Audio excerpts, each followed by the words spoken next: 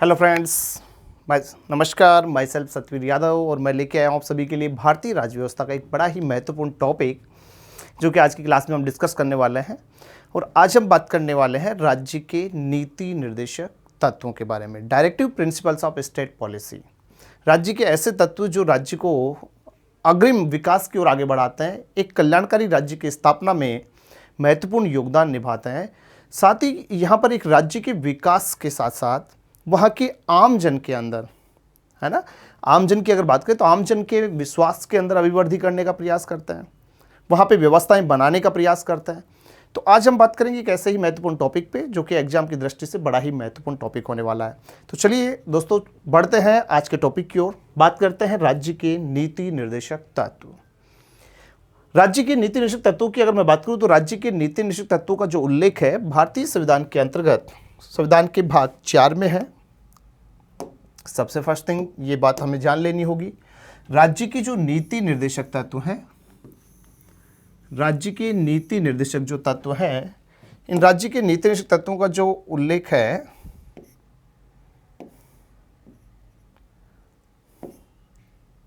राज्य के नीति निर्देशक तत्वों का जो उल्लेख है, directive principles of state policy का जो उल्लेख है, ये उल्लेख डीपीएसपी का जो उल्लेख है, ये डीपीएसपी का जो उल्लेख हमें संविधान के भाग 4 में देखने को मिलता है। संविधान का भाग 4 आता है।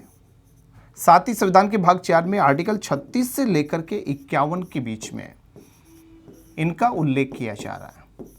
तो ये बात जरूर अच्छे से ध्यान में रखिएगा, आर्टिकल 36 से लेकर के 51 के बीच राज्य के नीति निर्देशक तत्वों का उल्लेख किया जा रहा है।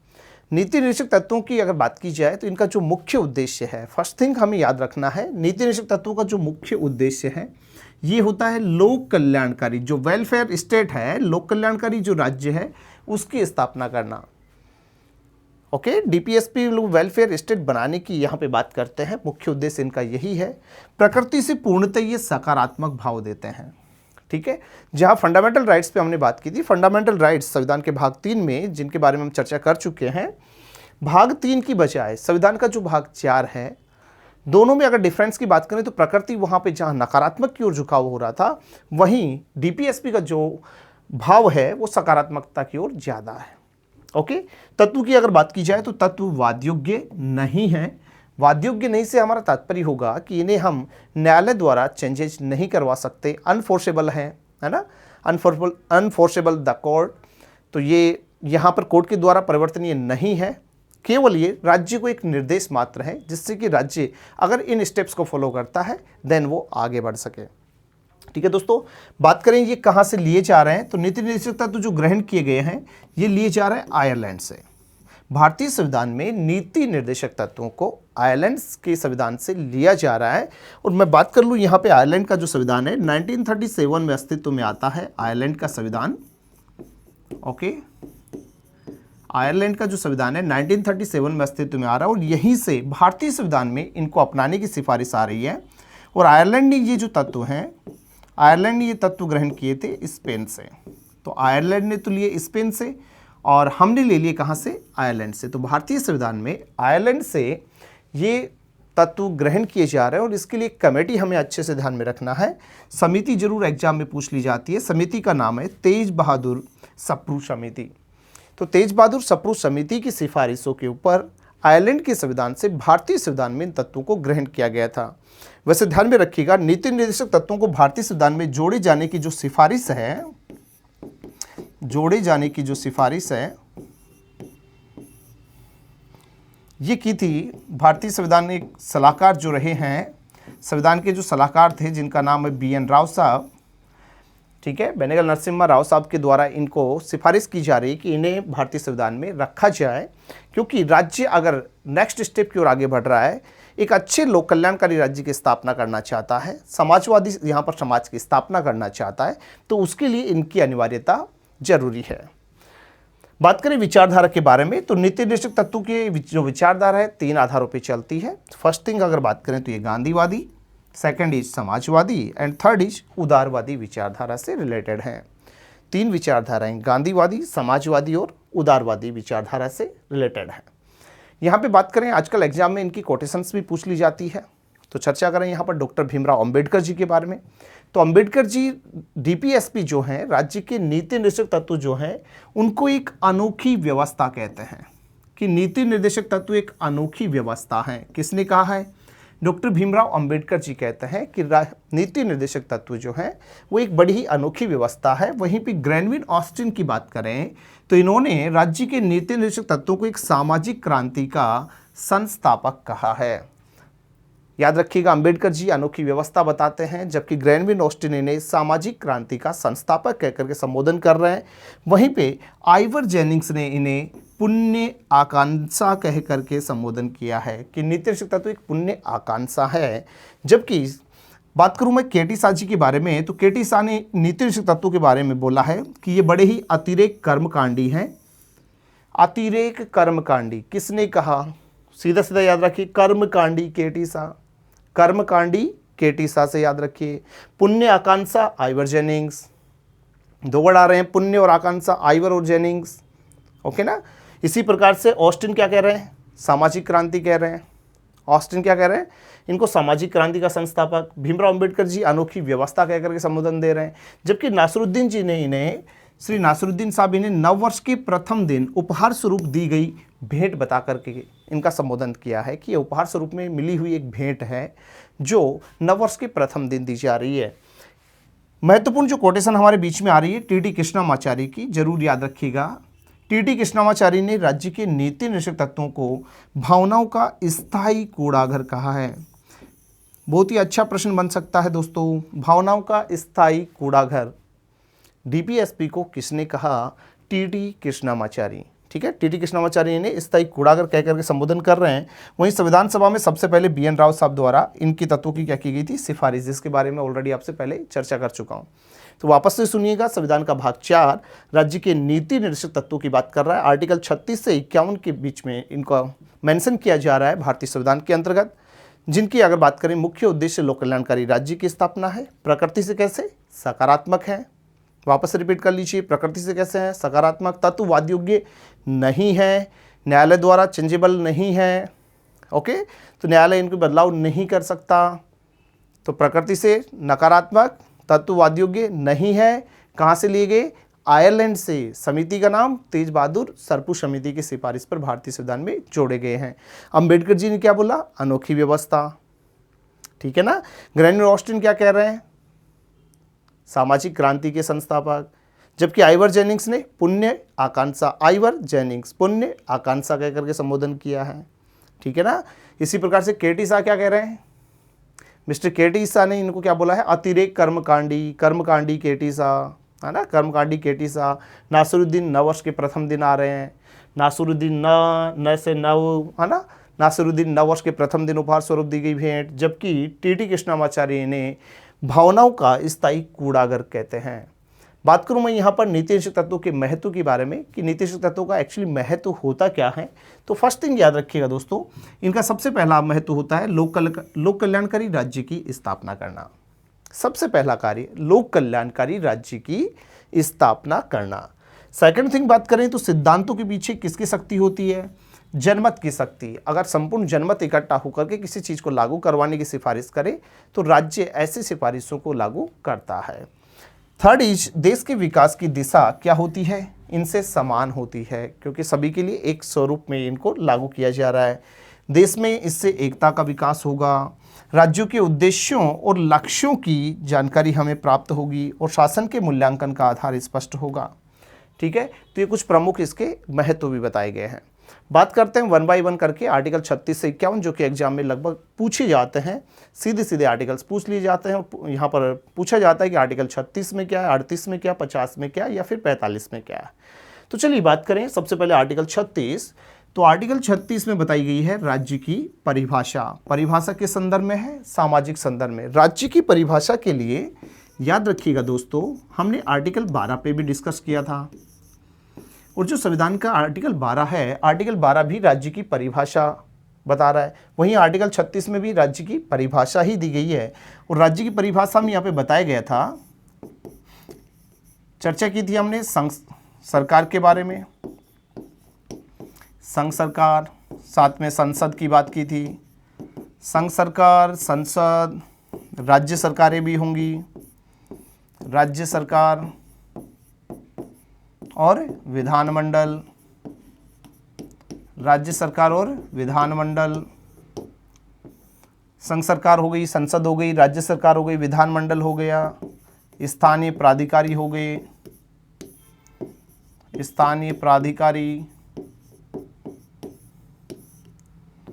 और अन्य जो अधिकारी हैं, प्राधिकारी हैं, अन्य प्राधिकारी, इन सभी से मिलकर के क्या बनेगी, हमारा राज्य बनता है। तो इस राज्य की डेफिनेशन जो दी जा रही है संविधान के भाग 4 में भी है और भाग 3 में भी दी जा रही है। भाग 3 में आर्टिकल 12 है, भाग 4 के अंतर्गत आर्टिकल 36 में राज्य की परिभाषा को उल्लेखित किया जा रहा है। ठीक है दोस्तों, चलिए आगे बढ़िए। बात करें यहाँ पर आर्टिकल 37 के ऊपर, तो आर्टिकल 37 में बताया जा रहा है नीति निर्देशक तत्वों का महत्व। 36 में परिभाषा, 37 में महत्व, बिल्कुल इजी लैंग्वेज में याद करो। 36 में परिभाषा, 37 में महत्व। महत्व क्या बताया जा रहा है कि ये न्यायालय द्वारा क्या होंगे, अप्रवर्तनीय होंगे, अनफोर्सेबल बाय कोर्ट, न्यायालय द्वारा अप्रवर्तनीय होंगे, न्यायालय इनमें चेंजेस नहीं कर सकता, ना ही कोई व्यक्ति इनकी डिमांड न्यायालय के माध्यम से कर सकता है। ओके, वहीं आर्टिकल 38 में नीति निर्देशक तत्वों का क्या बता दिया, सार। 3 पॉइंटों पे बात की है, 3 आर्टिकल्स पे मैं आ रहा हूँ, याद रखिएगा। सबसे पहले आर्टिकल 36 राज्य की परिभाषा, 37 में महत्व, 38 में सार। 36 वापस से बोली मेरे साथ में, 36 में परिभाषा, 37 में महत्व, 38 में सार। और सार कहता है, क्या कह रहा है कि लोक कल्याणकारी राज्य की अभिवृद्धि के सामाजिक व्यवस्था, ठीक है ना, लोक कल्याणकारी राज्य की अभिवृद्धि के लिए सामाजिक व्यवस्था बनाए रखना इनका क्या है, प्रमुख सार है, निचोड़ है। वहीं आर्टिकल 38 में 2 क्लोज आपको अच्छे से ध्यान में रखना है। फर्स्ट थिंग, आर्टिकल 38 क्लोज 1 जो बात कर रहा है सामाजिक, आर्थिक व राजनीतिक न्याय। न्याय के स्वरूप कितने, 3, सामाजिक, आर्थिक व राजनीतिक, सोशल, इकोनॉमिक एंड पॉलिटिकल जो जस्टिस है उसकी बातें की जा रही है। सामाजिक, आर्थिक व राजनीतिक न्याय का प्रयास राज्य करेगा, ठीक है ना। तो राज्य क्या करेगा, सामाजिक, आर्थिक और राजनीतिक न्याय का प्रयास करेगा। वहीं 38 क्लोज 2 में कहा जा रहा है कि आय, प्रतिष्ठा व सुविधा के अवसरों में, आय, प्रतिष्ठा व सुविधा, इनकम, प्रेस्टीज एंड कन्वेंशियंस की बात की जा रही है। और कॉन्शियंस की जो बात करें तो इनके अवसरों में असमानता को क्या किया जाएगा, समाप्त करना। 38 क्लोज 1 न्याय के 3 रूप।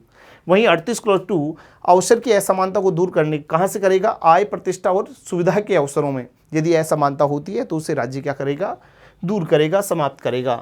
वहीं आर्टिकल 39 में स्त्री व पुरुष को क्या दिया जा रहा है, समान संरक्षण देते हुए समान कार्य के लिए समान वेतन देने की बात कर रहा है। Equal pay for equal work, एक समान कार्य तो एक समान वेतन दिया जाए, ठीक है। आर्टिकल 39 में इस बात को मेंशन किया जा रहा है।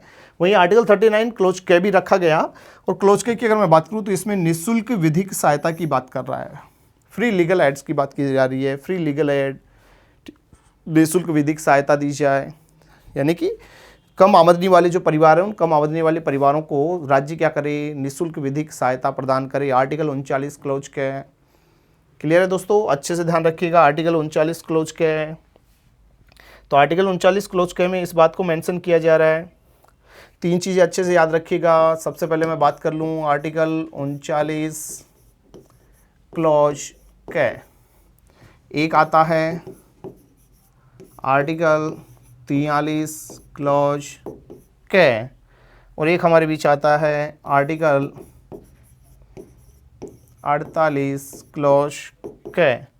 और ये तीनों के तीनों जो क्लोज हैं, 39 क्लोज के, 43 क्लोज के और आर्टिकल 48 क्लोज के, तीनों ही 42वें संविधान संशोधन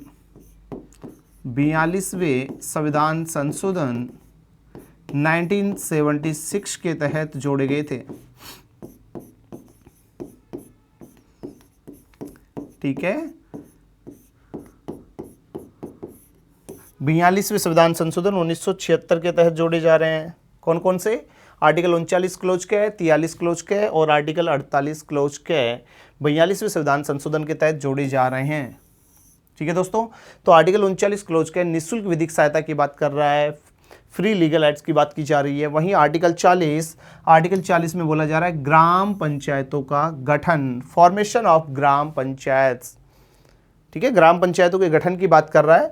और अगर आर्टिकल 40 की अगर मैं बात करूं तो ग्राम पंचायतों की जो बात की जा रही है, इन ग्राम पंचायतों के गठन का उल्लेख आर्टिकल 40 में, भारतीय संविधान मूल संविधान के अंतर्गत केवल आर्टिकल 40 एक ऐसा आर्टिकल है जिसके अंतर्गत ग्राम पंचायतों की बात की गई है। और आर्टिकल जो 40 है मूल रूप से महात्मा गांधी जी की रचना है, महात्मा गांधी की रचना है, और इनकी रचना रही है my picture of free India, my picture of free India. तो महात्मा गांधी की रचना my picture of free India, ठीक है, इसको जरूर अच्छे से ध्यान में रखिएगा। और इस पुस्तक के अंतर्गत इन्होंने एक अवधारणा दी है हिंद स्वराज, या कहूं तो मैं ग्राम स्वराज की अवधारणा। और इस ग्राम स्वराज की अवधारणा में महात्मा गांधी जी ने कहा कि भारत की जो आत्मा है वो गांव में निवास करती है, इसलिए सर्वप्रथम विकास गांव का होना चाहिए।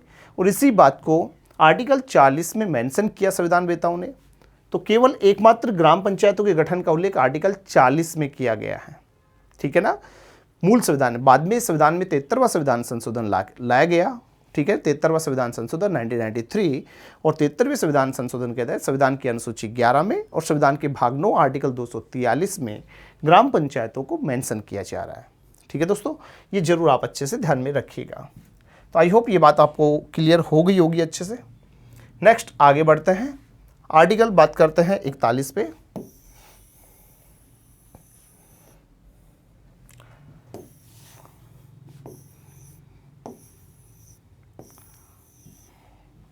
चलिए नेक्स्ट आगे बात करते हैं आर्टिकल 41। और आर्टिकल 41 क्या कहता है? काम, शिक्षा, बेरोजगारी, बुढ़ापा, बीमारी, अस्वच्छता की स्थिति में लोक सहायता पाने का प्रबंध, लोक सहायता पाने का प्रबंध। कंडीशंस ध्यान रखिएगा, काम, शिक्षा, बेरोजगारी, बुढ़ापा, बीमारी, अस्वस्थता की स्थिति के अंदर लोक सहायता पाने का प्रबंध कौन करेगा? राज्य करेगा।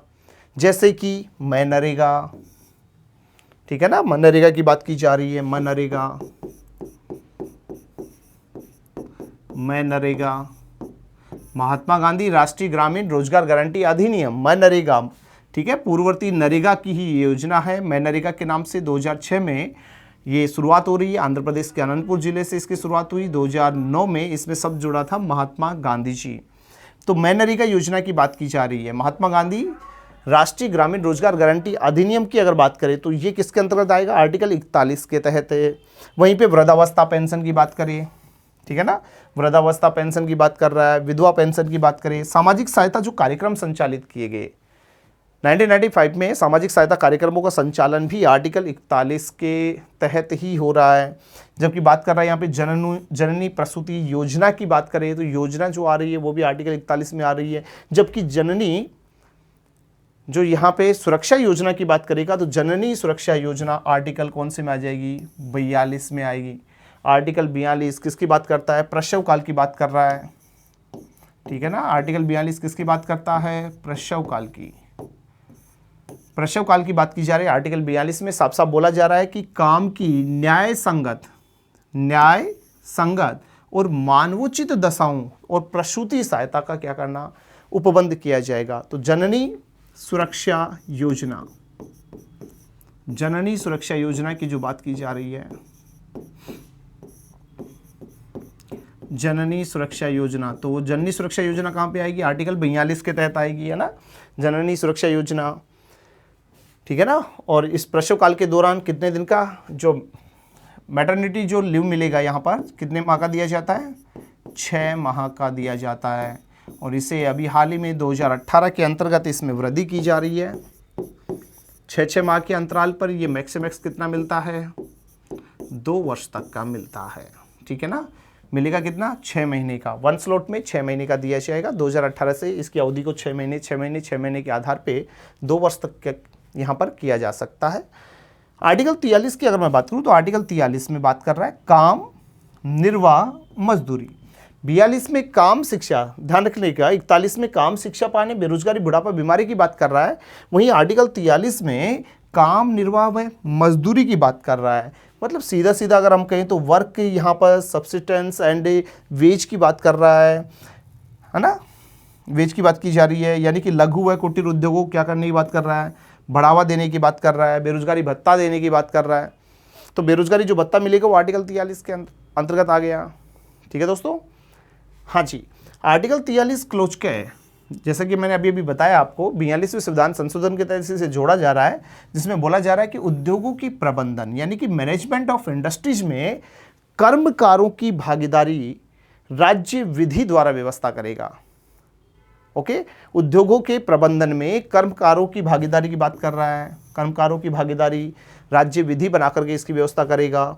वहीं आर्टिकल 43 क्लोज 6 में सहकारी समितियों का क्या कर रहा है, गठन करने की बात कर रहा है। सहकारी समितियों का गठन याद रखिएगा, 97वां संविधान संशोधन, 97वें संविधान संशोधन 2012 के तहत भारतीय संविधान के आर्टिकल 19 भाग 3 के अंतर्गत जहां पर व्यक्ति की स्वतंत्रताएं निहित हैं, आर्टिकल 19 क्लोज 1 में जो बिंदु संख्या सी है, जिसके अंदर संघ समुदाय निर्माण की स्वतंत्रता का उल्लेख है, उसी के तहत इन सहकारी समितियों को भी समाविष्ट किया गया है।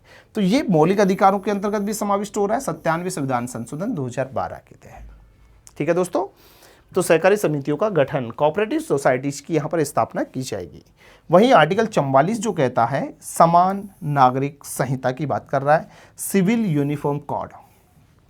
ठीक है, एक समान नागरिक संहिता, संपूर्ण भारत राज्य क्षेत्र के अंतर्गत एक समान कानून व्यवस्थाओं को बनाने की बात की जा रही है।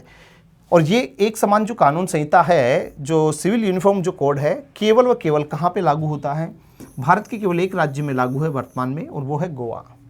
तो जैसे कि आपसे सीधा सीधा प्रश्न कर लेगा, 3 तलाक से संबंधित प्रश्न हो जाएगा। 3 तलाक मामला 2017, 3 तलाक मामला 2017। तो 3 तलाक मामला 2017 का संबंध सीधा सीधा पूछ लेगा, किस आर्टिकल से हो गया, आर्टिकल 44, 44 से संबंधित हो गया, समान नागरिक संहिता से संबंधित हो गया। ओके, इस तरीके से प्रश्न उठेंगे। नेक्स्ट अगर मैं बात करूं आर्टिकल 45, और आर्टिकल 45 में बताया गया है कि बालकों के लिए निःशुल्क व अनिवार्य शिक्षा की व्यवस्था कौन करेगा, राज्य करेगा। बालकों के लिए निःशुल्क और अनिवार्य शिक्षा की व्यवस्था की जा रही है।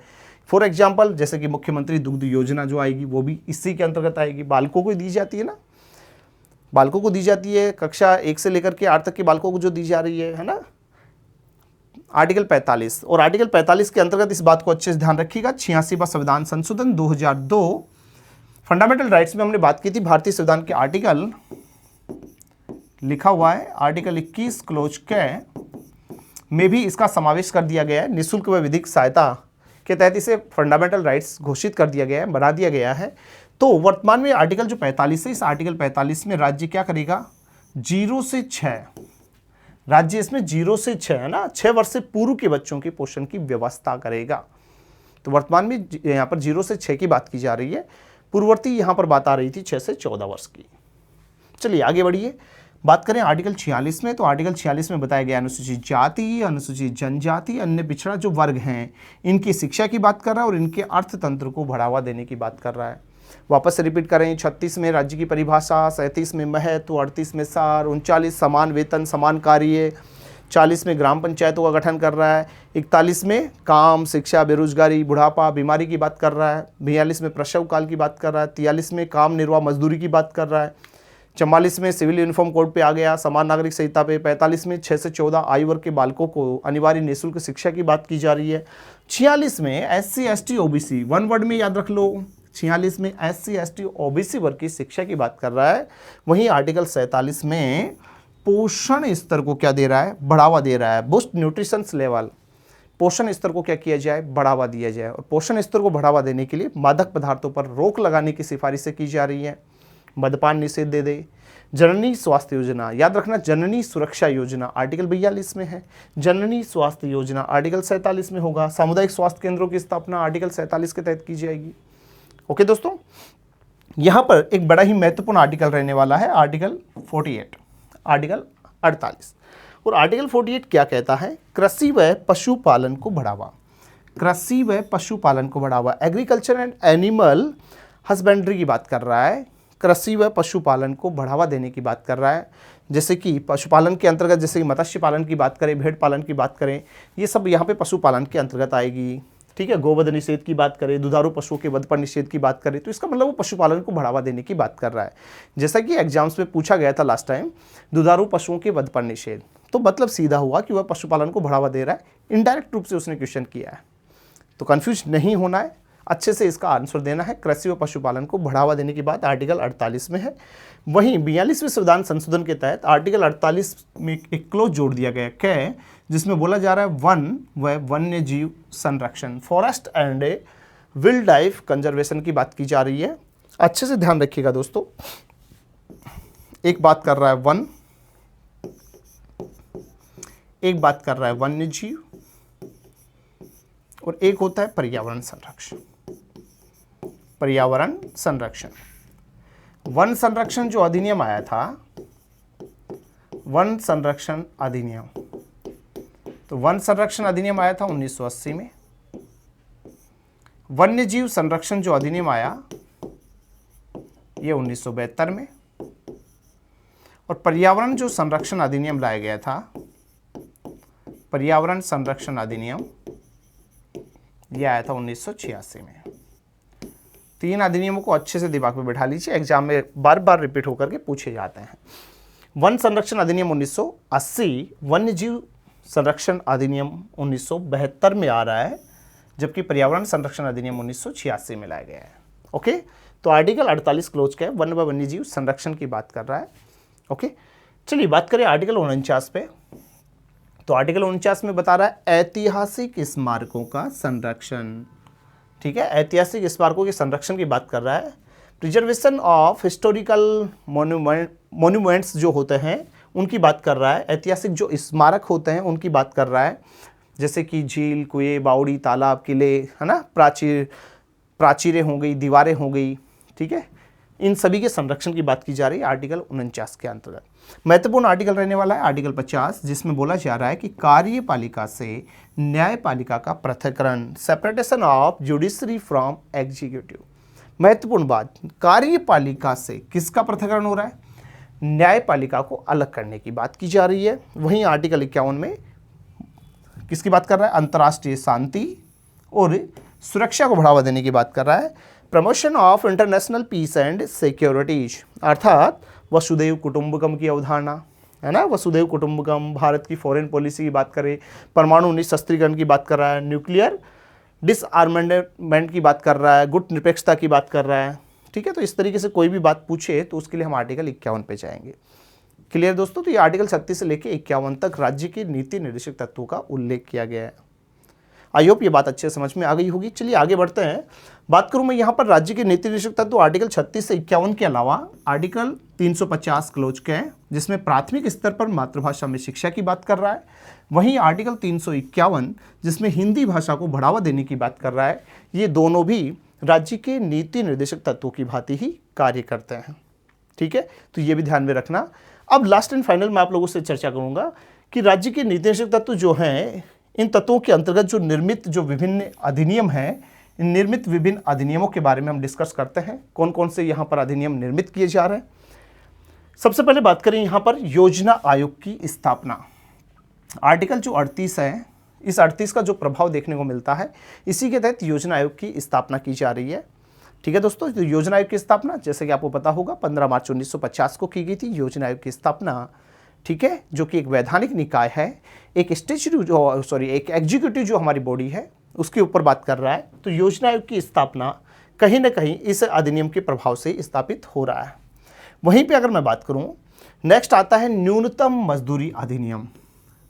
न्यूनतम मजदूरी अधिनियम जो कि 1948 में आया था, जिसके ऊपर आर्टिकल 39 का प्रभाव देखने को मिलता है। वहीं अगर मैं बात करूं आर्टिकल 40, जिसके ऊपर मैं बात कर भी चुका हूं आपसे, 73वां और 74वां जो संविधान संशोधन है, पंचायती राज को कैसा संवैधानिक अधिकार, 74वें संविधान संशोधन के तहत नगरीय संस्थाओं की बात की गई है, तो उसका प्रभाव आर्टिकल 40 पर देखने को मिलता है। तो आर्टिकल 40 के प्रभाव से इसको स्थापित किया गया। वहीं बात की जाए महात्मा गांधी राष्ट्रीय ग्रामीण रोजगार गारंटी अधिनियम जो 2005 में लाया गया था, 6 में लागू हुआ था, आर्टिकल 41 का इस पर क्या है प्रभाव देखने को मिलता है। काम को देख करके आर्टिकल 43 पे नहीं जाना है, आर्टिकल 41 में आपको नरेगा को करके आना है। चलिए नेक्स्ट बात करूं, मातृत्व लाभ जो अधिनियम है, मातृत्व लाभ अधिनियम 1961, जिसके ऊपर आर्टिकल 42 का प्रभाव स्पष्ट रूप से देखने को मिलता है। वहीं बात करें 86वें संविधान संशोधन 2002 के द्वारा आर्टिकल जो 21 क्लोज का है, जिसके ऊपर हम बात कर चुके हैं, मौलिक अधिकारों के रूप में स्थापित हो गया। आर्टिकल 45 का इस पर प्रभाव स्पष्ट रूप से देखने को मिल रहा है। इसी प्रकार से वन्य जीव जो संरक्षण अधिनियम है 1972, जिसके ऊपर आर्टिकल 48 क्लोज का प्रभाव, 3 आर्टिकल्स मैं यहाँ पर 3 एक्ट में आपको बता चुका हूँ। वन संरक्षण अधिनियम 1980, वन्य जीव संरक्षण अधिनियम 1972 और पर्यावरण संरक्षण 1986।